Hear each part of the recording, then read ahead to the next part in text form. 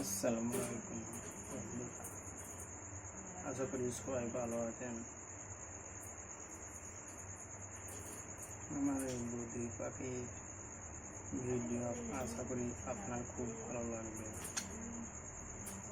আপনাদের সকলেরই ভালো লাগবে। এই বদ্রি পাখি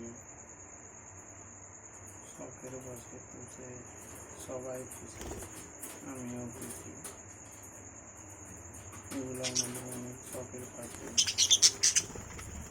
তাই বন্ধুরা আমি খুশি এবং আরও অন্যান্য মানুষ অনেক খুশি।